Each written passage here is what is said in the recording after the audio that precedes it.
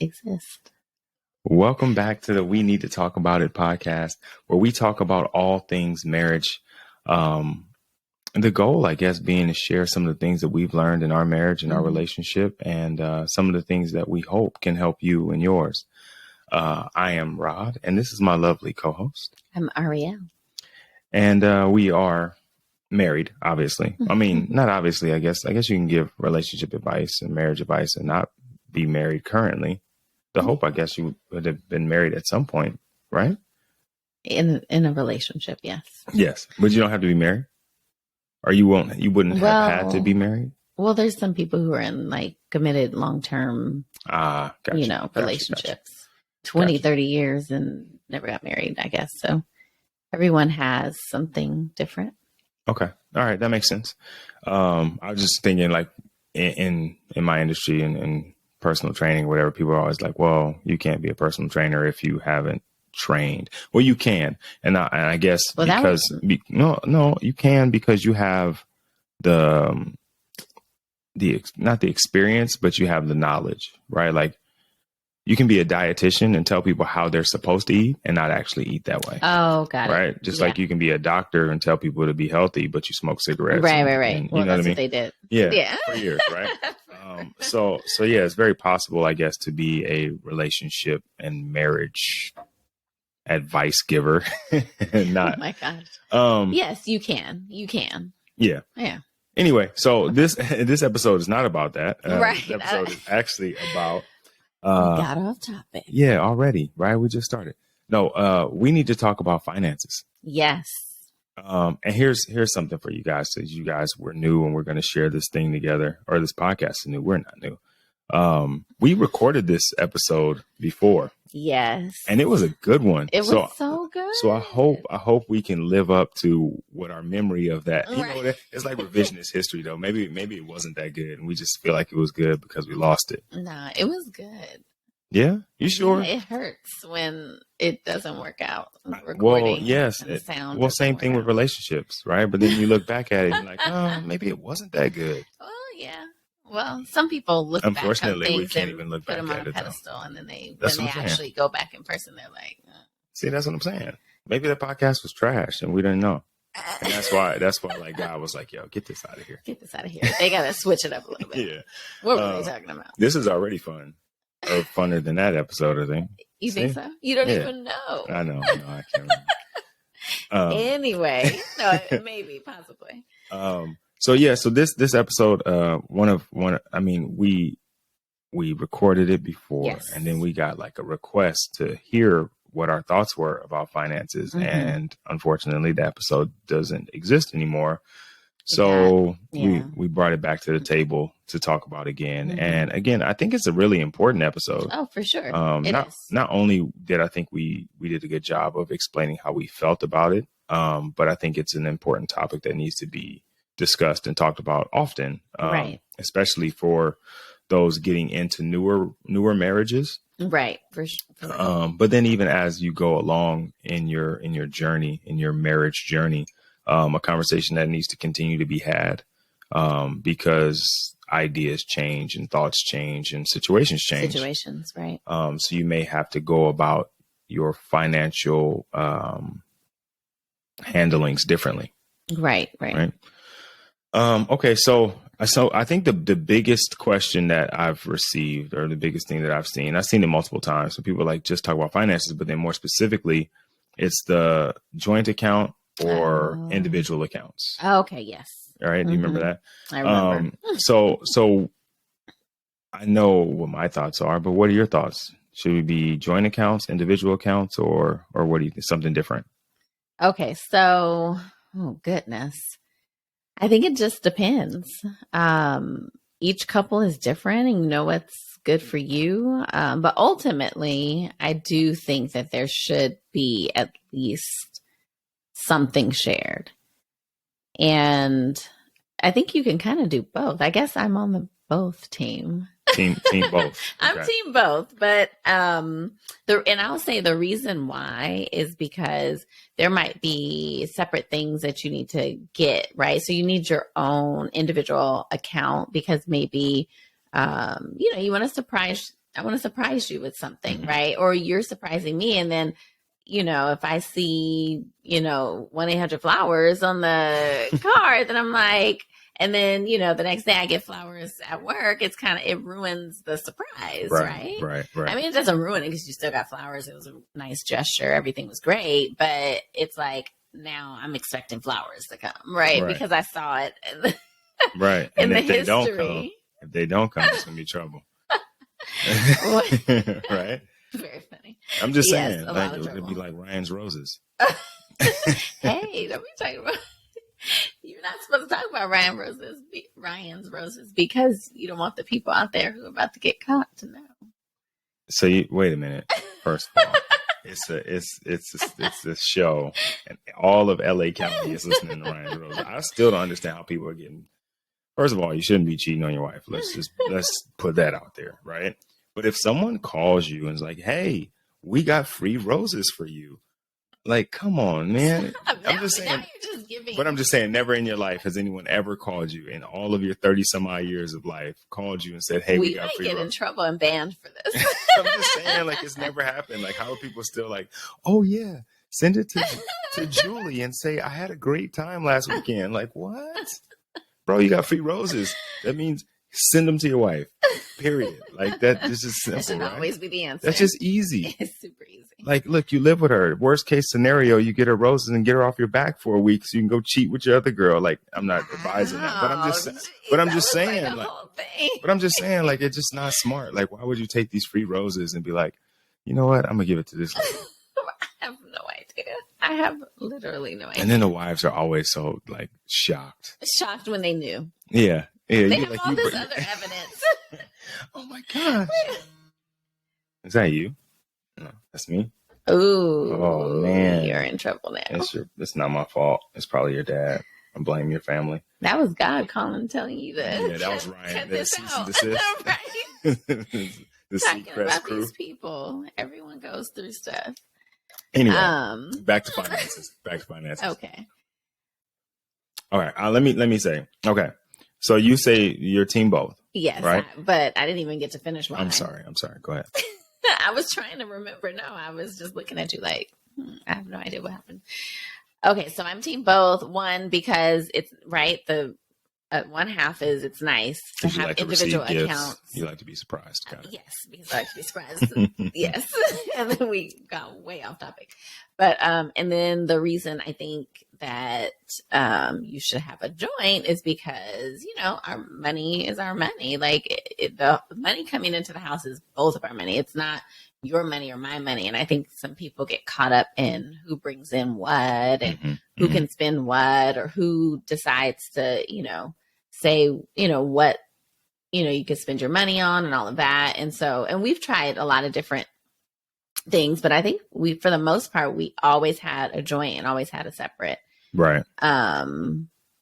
Pretty much even when we were, kind of always. Always. Yeah.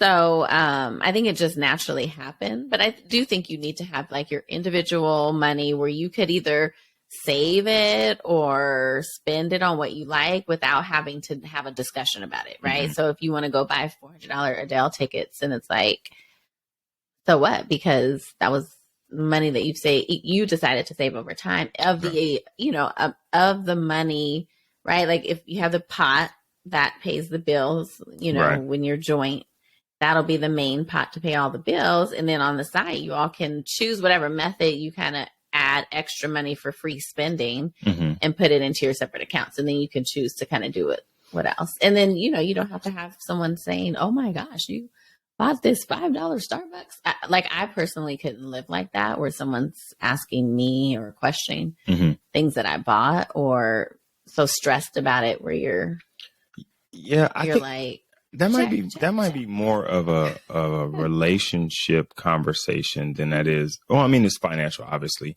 but I think that's more of a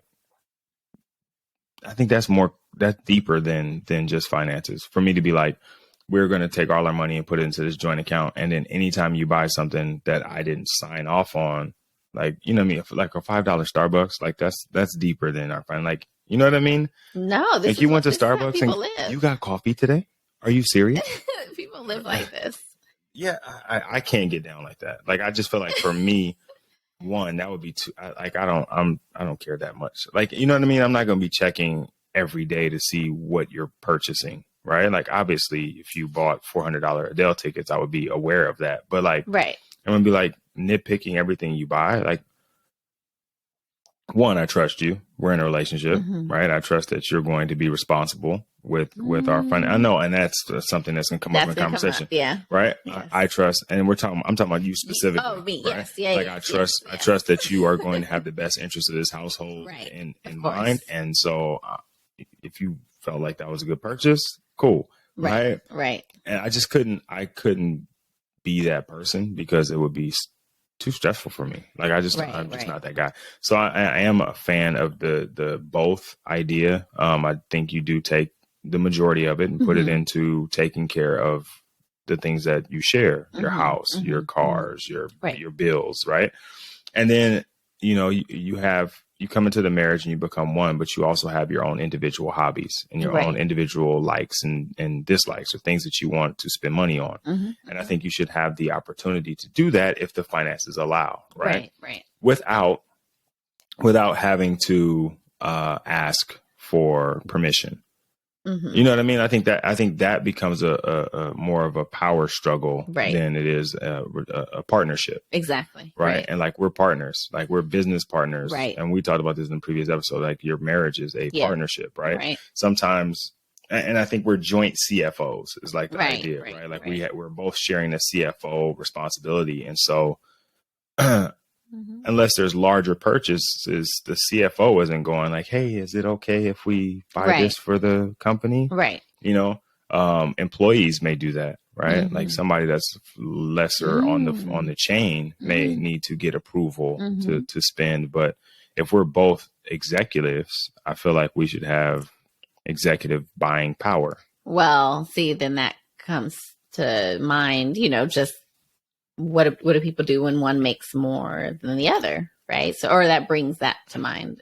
You know, what do you do in that situation? Or, I mean, someone, you know, people are just in different financial situations. Right. Or someone comes, what I was going to say, someone comes with a lot of debt and the other person doesn't. Or someone comes with a lot of good savings and, you know, X, Y, and Z, and the other person doesn't. So then you have all these, like I said, different situations. So how does that work for people? What are your thoughts about that? Right. Because we're in, you know, we've been in different situations through the course of our marriage, but we can share some tips on how you can see the other person as, you know, equal, financially, right? Like equal, in, what did you call it? The CFOs, equal.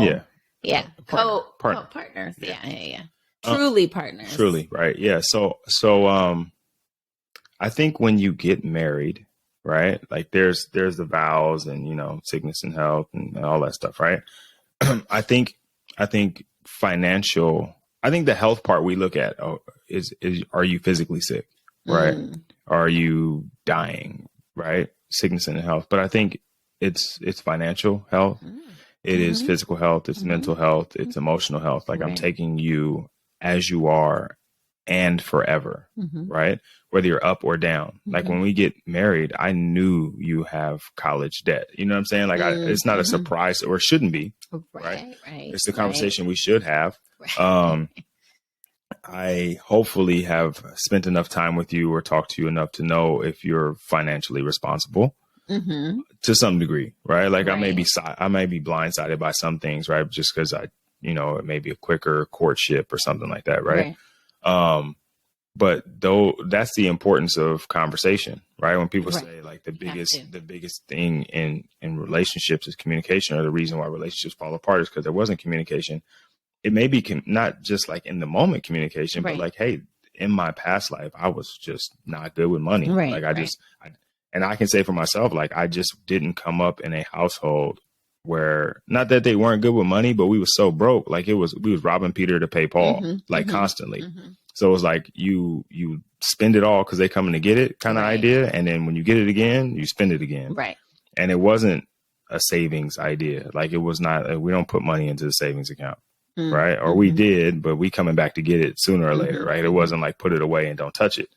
And so that's a conversation, and I don't think we ever really had that conversation necessarily. Like we just been around each other long enough that that I do or did come up in that right. in that kind of household. But I But mean, we did a little bit because it ended up coming up for us when we were married and first starting out. Right. Which reminds me, this was discussed in the this was talked about in the last one. Yeah. And we'll talk about it right now. But I'm saying, like, when you take someone on as your life partner, you're taking them on with all of those things, right? Even the financial baggage, right? Mm-hmm. Yeah. And so then, decide to go that far, then their debt is your debt, right? If you take them on and you guys become married and they got $100,000 of college debt, we got $100,000 of college debt because the money that we make is gonna go back into paying that off, right? Like I can't. Well, I guess I can, but I would say we can't ascend in life together if we don't get rid of that $100,000. Oh, right. You know what I mean? Like you just gonna be saddled down wearing beat up clothes and run over shoes, and I'm living a good life because hey, look, I didn't rack up $100,000 of college debt, so I'm driving a Benz and you driving a bucket because I'm cool. I got a scholarship. I got a scholarship. Like that's your fault. You learn, you live, and you learn. Like I don't see how that makes sense, and I don't see how you could be around your significant other knowing that they're struggling with debt like that. You know what I mean? And then be like, oh, well, I'm gonna go get a steak. You there's some hamburger meat in there for you. You know what I mean? Or if one was making more than the other, right? Same thing. Same thing. You are living a good life, and they're just struggling. Right. Can't go out with friends. Can't pay for stuff. So Eddie Murphy, I can't remember if it's Delirious or Raw, but he was talking about some celebrity got divorced, and obviously celebrities and millionaires, right? And they want to split the money in half. The lady wants to split the money in half. Like he's like, well, how does that work if I make millions of dollars and you work at the boutique and you make $70 a week? Like you come in, it's like I make $1 million and now we got $1,070,000. Like how does that? Yes, that is how it works, right? Yeah. Like. If you're not happy with that situation, then you have a conversation about, hey, is there any ways that we can make some more money, right? Like the $70 is cool, and I understand that you're doing what you're doing. I'm making millions.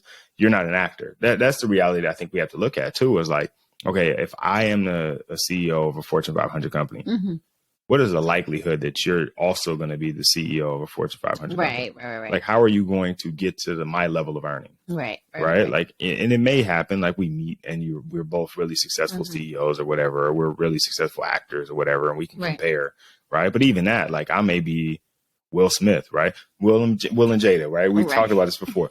So Will Smith is making double-digit millions per movie. Right. Jada is on BET. See, so you see what I'm saying? So now, Jada like that. She's a BET actress. She could have gone further. You never know. False. And we're not gonna do that. We're not gonna do that. But I'm just saying, like, okay, so they're both actors, right? But comparably, he's a bigger star, right? So, like, does he take 9 million of his I Am Legend earnings and just keep it in his own personal bank account, and then she can only spend off the 1 million because that's comparable to what she would have made? Like, that doesn't make sense to me. So I think even in that, when it's just because you're making more, that's just more that you're contributing to the whole. Right? And then it needs to be worked out together how the money is spent, and not one person dictating their style over the other. Right. And that's important too, because what's mine is yours, and what's your, like, we are making that, because I couldn't go work my job the way that I work it to make the money that I make if I didn't have you as my partner. Right. Whatever it is that you do, it is, right? Yeah. Like you, Jerry Maguire, you complete me, right? I can't go be the CEO I want to be if I don't have you as my partner at home. Yeah, but see, unfortunately, a lot of people don't believe that. Right, like fully, because they don't honor and value what their partner might be doing, whether they're staying at home, whether they are, working and not making the same amount, but still working their butts off and going every day, right? Like just doing the same stuff. or even the value of, you know, moms who work at home too, or, you know, just there's so many, and not just moms, dads too. And, you know, just whoever, being able to see like the importance of what they do, you know, even if they're not making as much as you or going, you know, doing the work that you're doing kind of thing. Right. Yeah. So yeah, I think there's a level of value, as a husband and a wife, depending on who's making more. It doesn't necessarily matter, but I think there's a level of value that needs to be put on the other person. Yeah. Because there's a reason why you married that person, because you could still be out dating and just be out dating everybody and anybody and keep all your money to yourself if that's what you want. Right. But you chose to be with this person forever and for the rest of your life. And so there's a certain amount of value that just comes with that alone. Right. Without anything else they contribute. Like you are my life partner forever. And so whatever I get, you get. Right. Right. Like I'm not going to fly first class and have you and coach. Like we need to sit together. Right. Yeah. And unfortunately that changes for some people. It's really interesting though, like how that works, because I know it happens. Right. Like I know it happens. I know there are people who have, like, I think they do now. And my dad and my stepmom, I don't know that they have a joint account, to be completely honest. Well, they didn't when I was younger. And I know that because my dad had his own account and she had her own account, and they would like, because this is back in the day, you had to write checks and then pay bills. Right. And they would like be transferring money to each other to pay bills. And I was like, this is such that it seemed weird to me, because my mom and my stepdad, it was one account, because she was on disability at the time he was working. So everything went into one account. Right. And there was no separate accounts that I knew of anyway. And so everything was all in one place. And then on my dad's side, everything was separate. Right. Which is really interesting to me anyway. But it works for them. Yeah. Right. They've been together for 30 years or something crazy. And it's, you know, I think it works anyway. I don't know the ins and outs of the details, but like they are able to do what they need to do. They both have had a house forever and cars, and they're able to pay for the different things and do their different things. Right. But I do remember, like, my dad's car was my dad's car. And so he paid for his car. Her car was her car. And so she paid for her car. And so I remember going to the dealership with them one time when they were buying a car for my mom. And I remember him saying, like, is that something that you can afford? Because she wanted like a really nice car. Right. And they ended up getting it. But it was like, is it something you can afford? I remember that part of it. I don't remember what else happened, because, you know, you're a kid at the dealership, it takes forever. Yeah. Right. And so I checked out, but I do remember that. And I think what happened is she got it, and she paid up to what she could handle. And then he helped pay the rest of it. Oh, okay.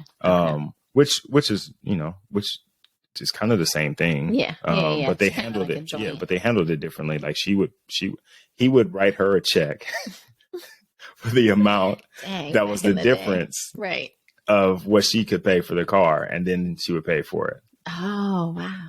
Yeah, or he would give her cash. So my dad was big on carrying cash for whatever reason. Like him and my uncle was always about having a knot, right? And that was like their thing. But yeah, I always thought that was weird, because being around my mom and my stepdad more often, I never saw that. So seeing that from them was kind of different. I think my parents had one account, and then I feel like I vaguely remember not necessarily accounts, but like them having their own also separate money, but mostly everything was joint in one account. Yeah. But like, separate side money to spend on different things. But I think that caused some challenges, because when my parents had a joint account, oh man, I'm hating on my parents right now. But from what I remember them telling me, when they had the joint account, it was one of those situations where they were having issues with each other, with like saying like, oh, you're overspending. And like, because my parents were different, right? One was a spender and not very good with understanding money. And then the other one was like so extremely tight that it was like outrageous, right? It still is. That's just how one side of my family is. And so, and if you're listening, you already know who you are. But, but one side, they're just so tight with money, like so bad. Yeah. And so, you know, when you have a couple who's on each extreme, one so loose, one so tight, then you're going to have opinions that you want to share with one another about how you think their side is wrong, right? Where there's somewhere in the middle, probably most people can find a way to live and get to where you're kind of, you know, on the same page with saving, but also wanting to have some flexibility and enjoyment and not feel controlled and all this kind of stuff. So, and I think that's why the both situation works better because, and I guess whatever works for you works for you. Right. Yeah. I was going to say everyone has their things. But I feel like because you have an account that takes care of all of the major things. Right. Then you have the ability to do some of those side things that you enjoy doing without pressure or without, you know, having to check in first necessarily. Right. I do still think though, even if you have your own separate, you shouldn't be just going crazy with it. You know what I mean? Like, no, yeah. Because whatever it is that you're purchasing on the side does have some effect on your partner. Right. Like if you're just spending crazy money on whatever, like, I don't know. It's really interesting. I think everybody kind of takes money the way they take it. You know what I mean? Like as far as the relationship goes. But I think just to keep everything kind of cleaner. Right. So you don't muddy the waters necessarily. I think it's better to have the freedom to have a separate account of your own. Right. And not have to worry about that affecting bills being paid. Right. And that's the piece that could be helpful because there's different types of people, right? You have usually in most relationships, there's a spender and a saver, right? And so it could be helpful if you have a spender, it allows it to have some level of control, or someone who's just not good with money and finances, or it scares them, then they have a little bit of that kind of practice with their own account, you know, one, and then or what is it? They can also have some freedom in how they're spending without feeling like there's pressure or control or judgment from their partner who is a saver, right? So you have like all of these elements that could happen with having, you know, your individual account. And then you have, you know, these financial goals that you can have as a couple and talk about, you know, make sure that you're spending how you're supposed to be spending and talking about those goals and make sure, you know, you're in line with your goals for the main account. Right. And then your side account is and anything can go in a side account. Like, it's not like you could put tons in the side account, like make sure, right? The main account, the savings, the retirement, this, that, and the other, you know, all the stuff for the kids. That's all there. It can't be touched, and you're organized together and you all can see what's happening and be a part of, you know, the conversation and support one another towards the goal. And then your individual one, you can have some fun. Yeah. And put whatever amount from there over there and make it equal, preferably. Right. Yeah. I think too, there's a level of financial literacy. That as a couple, like people will go to marriage counseling or, you know, like before they get married, right? Premarital, sorry. And they'll go do that and just to like strengthen the bond of their marriage and like learn things about each other and learn things about, about relationship stuff. Right. But I think too, the financial literacy part of it is important, like pre-marriage, like if neither one of us know anything about money, right, or how it works, or we both come from households that didn't have a lot of it, or we come from households that had a lot of it, but we didn't know anything about it. Like we're just getting stuff and receiving stuff. Then we get together and we don't know what we're doing. Right. That's true. Especially young. Yeah, you know, especially now, right? Because when it was cash, when cash was like a thing, you had an account. Oh man. And your time is up. Right. you that's our 5-minute warning. Right? You had an account, right? But you also had cash to kind of keep track of, right? Like you knew how much you were spending because you knew how much you had left. Not everything's digital, right? And it's like you could do it on your phone. Like you could just be spending money and not even really paying attention to it, right? Like there's no ledger that you're checking on a daily basis. Yeah, like you're not keeping track of it like that. It's being kept track of, but you're not looking at it like you used to. I think that gets people in a lot of trouble, especially young people getting married, right? Because you're young, right? You haven't had a lot of money before. All of a sudden, you get a nice job. You get married, you want to get a house, you got to pay all these extra bills that are coming now. And you just set them up on auto pay, right? Because that's the easiest way to do it. But then you also like doing stuff that you used to like to do when you were single and doing your own little hobbies. So you're still trying to do those. And then you're smart, so you're still dating your wife.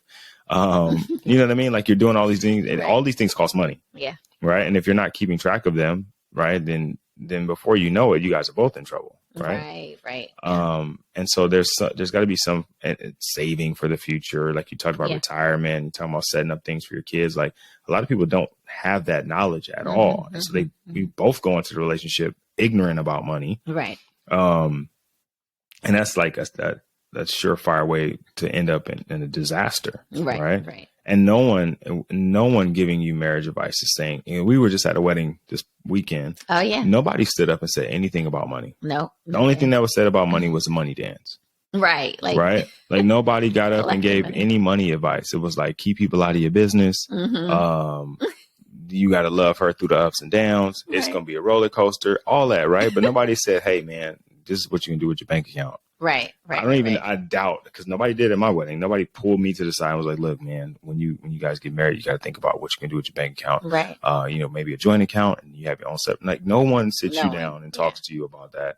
But that's one of the most important things in a relationship. Right. Money and communication. Right. Nobody tells you though. Right. And so people are scared to talk about money. Right. So then we're trying to figure this thing out on our own, young and mostly dumb, and in love. Yeah. And we're just so consumed with that. Worse, young, dumb, and in love. Right. Just so consumed with that we end up in a financial situation that we can't handle because we're trying to do all the things people tell us we need to do when we get married. Buy a house, biggest purchase we ever make.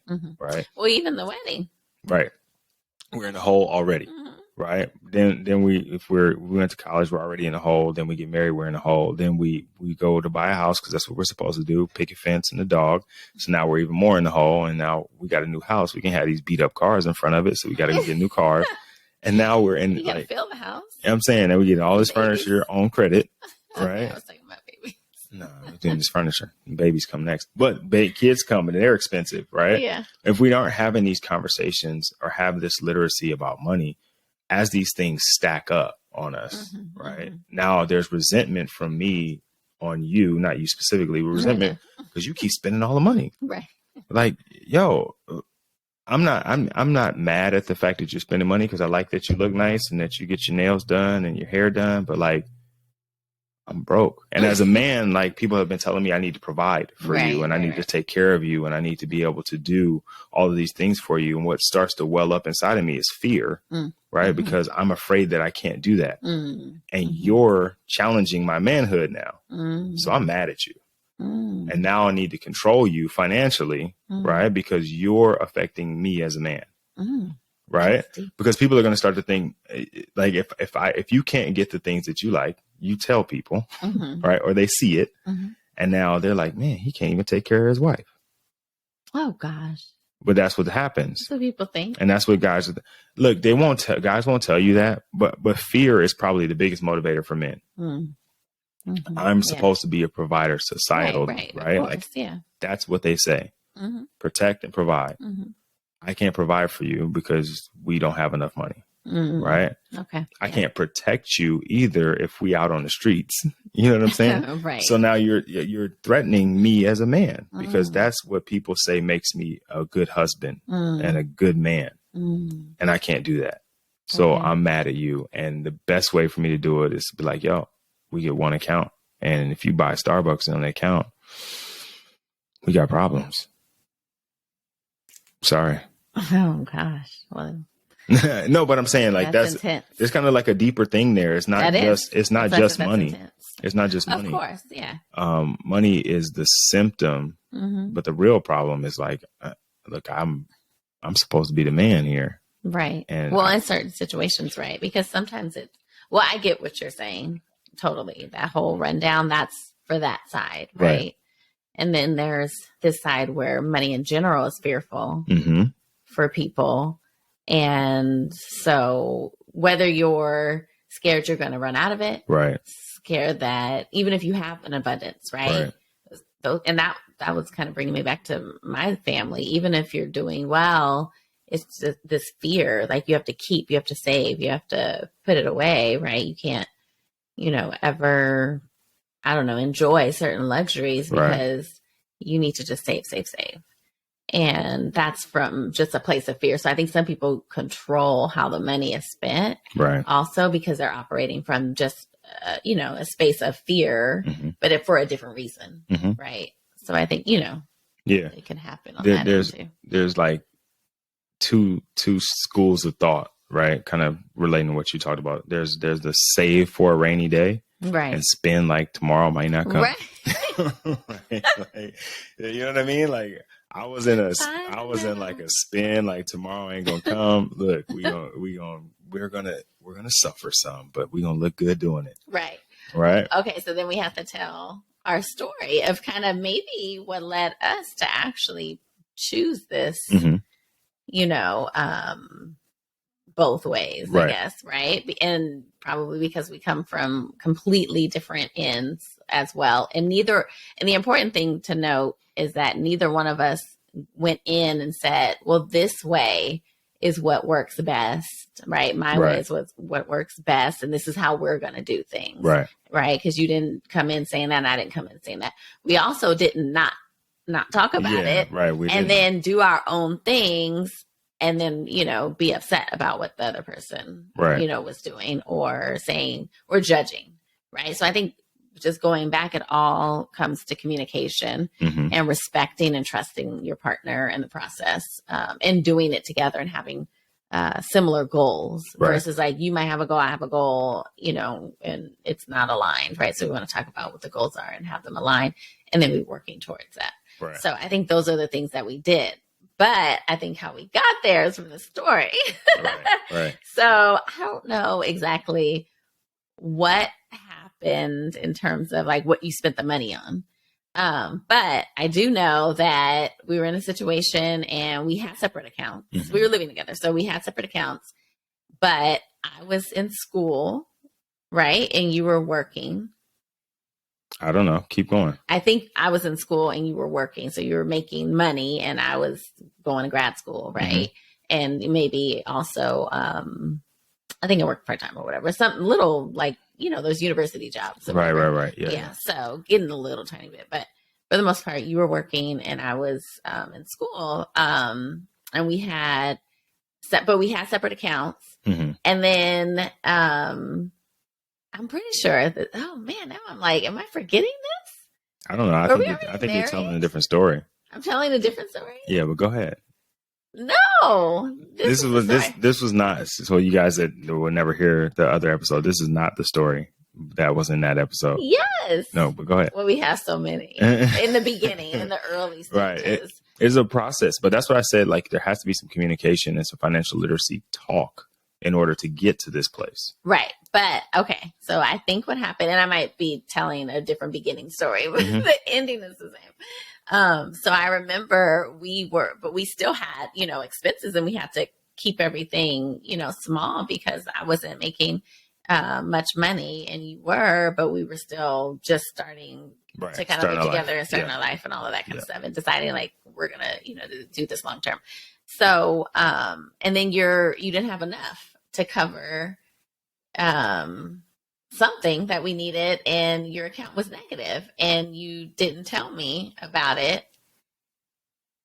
Right? Like your bank account went negative and you would just be okay with like bank accounts going negative, collecting fees.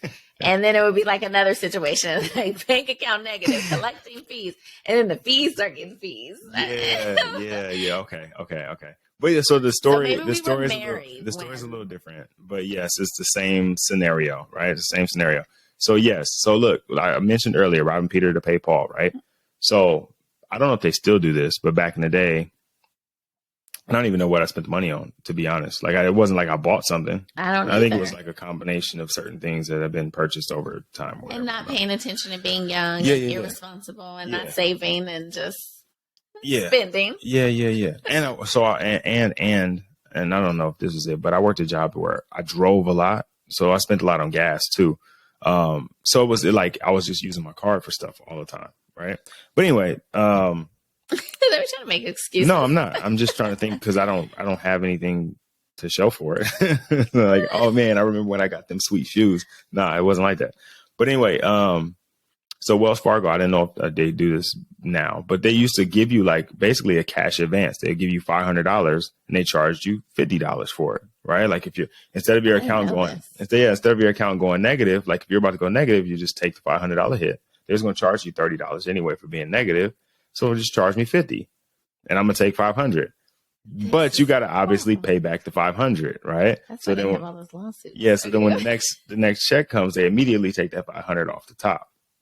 So that was cool because the way the job worked, I could make a little extra money and I could cover it for a while. Like it didn't matter. Like take the 50, whatever, bomb, but cool. They take the 500 off and I just would do a little extra work or go out and work overtime a little bit, make some extra money. Everything's fine. Right. Oh, one of those times though, I couldn't get the overtime to to make up the extra 1,500. So when it came, extra 500. So when it came time to pay, I was like, yo, oh shoot, I don't have it. Right. And then it was like, okay, well, what happened to it? And we had to have that conversation. Right. And I really honestly didn't. It was like I didn't spend it on anything. I don't know. It was just accumulation of things. And poor money management. Because that is check cashing places and like, getting advances is what I had lived through. Right. And so I was like, that's just normal, right? It just seemed normal. And I never really got to experience like the downfalls of it, right? Because I was a kid, right? So when they was missing the 500, like I didn't get to see that part. Like I was at school or at football practice or something where they were stressed out trying to figure out what to do with that money. Right. Now all of a sudden I'm in that situation and it wasn't good, right? Right. And so it took getting to that point though to start to have the actual conversation of like, okay, this is not okay. Right. This is not the way to live, right? You're skating by just barely by the skin of your teeth kind of thing. And it's not smart to do that. Because like I said, up to that point, it's just what I knew. Right. And so that definitely got us to a point where it was like, okay, let's manage this as a team. Yeah. Right. Like, even though we have our separate things, we need to have an account that takes care of bills. Right. And then if you have extra after the bills are taken care of, that's what you can do some different things with. Yeah. Yeah. And now that you're talking, I'm like, oh yeah, no, this is when we were married and we had all the bills together and all of that. When we were living together, we were separate, but I think I had noticed a couple times that happening. And then when we got together, it was more of a bigger, not together, but married officially. Right. Then it was more of a like, whoa, like this is starting to impact me now too. In my account. Like, wait a minute. Right. So then that really made us talk because that happened and I was freaking out because I was cool as the other side of the pillow because I had, like I said, I've been there before. Like this was my life. And she comes from a family that had somebody who was like very strict on where the money goes and like really, so really I learned to, be a little tight, but I'm way more flexible than most people in my family, but because I try to live in the middle somewhere. I think I'm one of those people that learn from other people's wisdom, I should say, and older people. I like to talk to older people, so they always give you all this advice and stuff, or tell you their stories, and you're like, whoa, I never want that to happen, so I'm gonna look the other way or go the other way. But anyway, so I was a little bit tighter, but also just organized with it, a planner, all of those things. And so, here we are married and it's like, whoa, like that can't happen. And that was frustrating because then it breaks down trust too. Right. If you're not saying like that, all of this is happening, you're struggling or you're overspending and all that kind of stuff. And then it makes it look like, oh, are we going to be responsible in this? Right. And so it was good that happened early on because then we were able to say, okay, what do we each of us need? Right. do we want? What are our goals? But then what's the financial situation? And do we need help? Do we need to do it together? What needs to happen? And then we decided to do, the joint and separate, because the other issue I had is I'm just one of those people who I think that it would drive me crazy if I had to monitor every little thing. Right. Like I look at it, but I don't want to monitor it. Right. And say what can happen and what can't happen. And that could be because of my background, but I don't want to tell you what you can and cannot do. Right. Or complain each time I see you with something new and complain about how, but we don't have money here. Look, you're spending it on this kind of thing.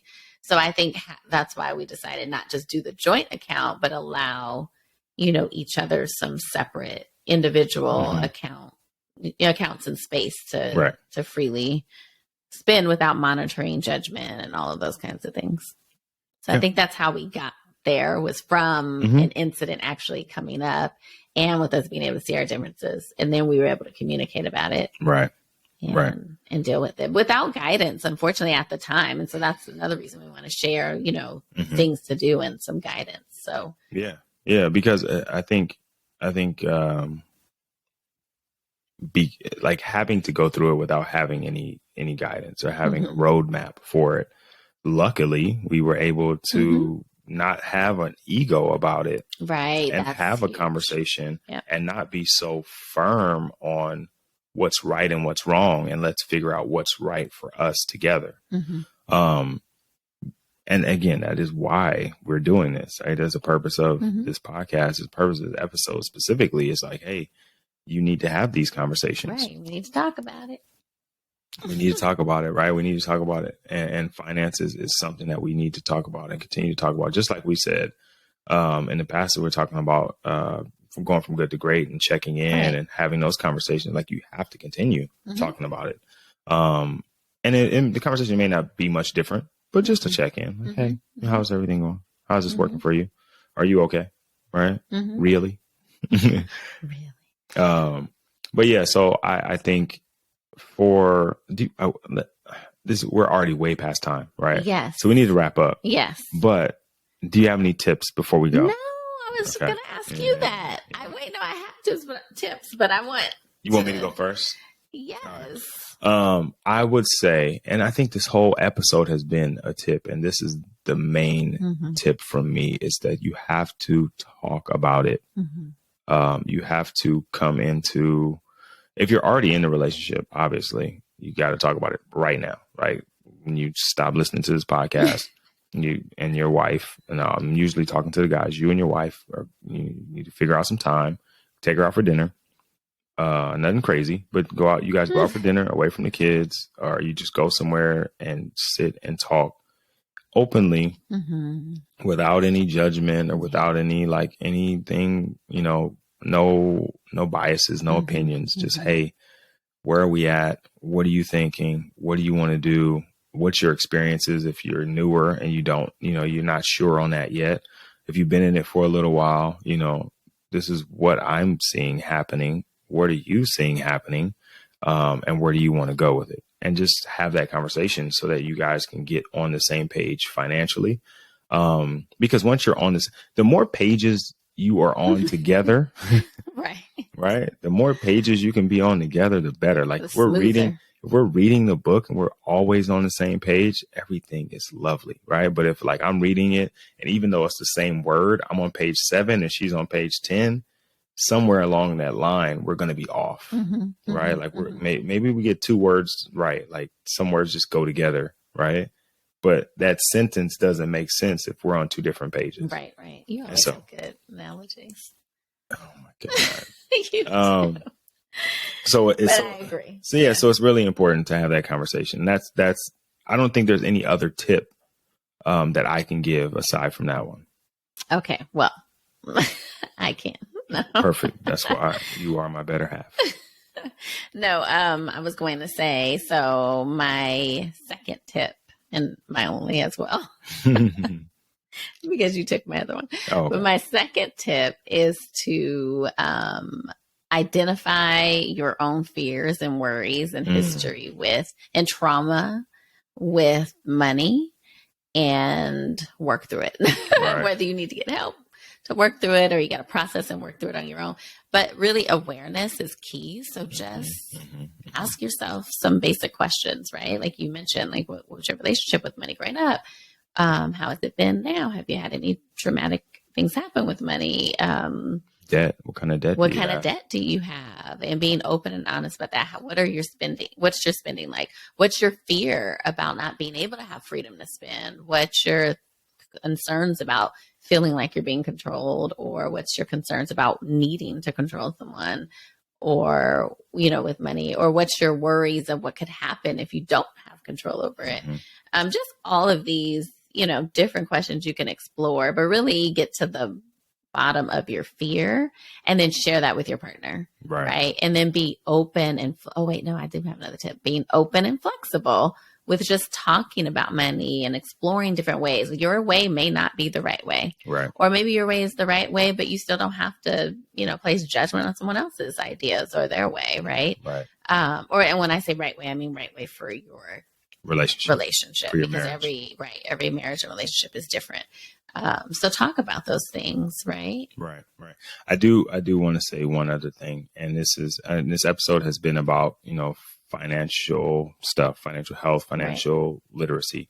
But I think two things came up, and they both are in the emotional intelligence space, right?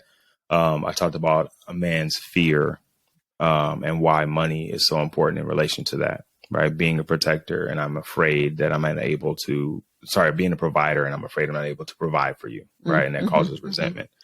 And then on the flip side of it, when you were talking about how you felt during our situation, you said trust, right? And that's, again, another emotional thing. And so being able to connect with those emotions also, right? Like most guys don't know emotions, right?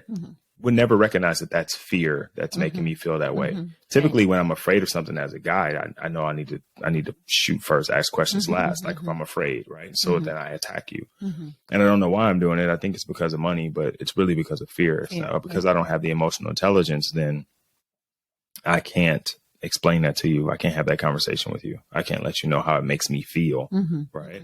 And you being on the other side in our situation, like there's a feeling of trust. Like I can't trust you. And it may be the same thing. It may be on the guy's side. Like you're spending more money than you're supposed to, and I can't trust you. And that's an emotion, right? Like I don't feel like I can trust you.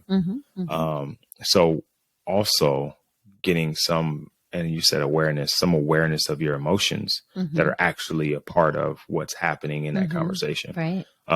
Is really important. And I'm always going to, somewhere in the episode, I'm going to throw emotional intelligence at you fellas, because we looked at the emotional, and I'm off topic, so just forgive me. We looked at the emotional intelligence wheel. Dog, it's like 700 emotions. Like I knew 4, and there was like 57 of them. That'll be a story for another time. Yeah, so it's really important. Maybe that's another episode. We need to talk about emotional intelligence, and then we just put the camera on me and you fellas, and we just talk about like, yo, get it together. Right? That's what happens when your wife's a therapist. Yeah. But I feel like this is on par with the previous episode that will never be aired. But any final remarks? Let this end. All right. Let it end, and that is it. And I'll take her advice on it. Hey, no, so listen. Joking. I don't. Do you? No, I don't have anything. Okay. I don't have anything. I wanted to wrap it up, but I didn't want to cut you off, or if you had a brilliant thought that you wanted to share with the class. No. All right, guys. So this has been another episode of the We Need to Talk About It podcast. Hopefully, we were able to share something here that helps you in your marriage and your relationship. Remember, it's always going to be about communication. It's always going to be about you two, right? Regardless of what you hear here or outside or anywhere else, it's going to be a communication between the two of you. It's going to be a conversation between the two of you that gets you to where you need to be. And that's why we continue to say what's right for you in your relationship in regards to your finances. Hopefully we're able to help guide you, steer you, or at least give you some ideas of what we think will help in that regard. And if you're not already, shameless plugs, right? If you're not already following us on Instagram, we are on Instagram as We Need to Talk About It. We need to talk cast. Yeah. Sorry, we need to talk cast. All one word. We need to talk about it. Was taken by somebody who hasn't posted in like 2 years. Wow. And I'm not trying to buy it either. So, so we need to talk cast. The email is the same. We need to talk cast at gmail.com if you want to shoot us an email. And if you want to find me personally on social media, on both Instagram and Twitter, it's at 4FitFatherhood, the number 4, Fit Fatherhood. And if you're looking to find Ari, she is on Instagram and Instagram only at Your Happy Living Solutions. Now, listen, if you send her a message, it's going to take a little time. But she will get back to you, right? It's not like the normal 24 to 48 hours, though. It may take a few days. but she will get back to you. Again, Your Happy Living Solution, all one word. We appreciate you guys for joining us for another episode. Yes. And we look forward to talking to you and seeing you guys soon. All right. Bye. Adios.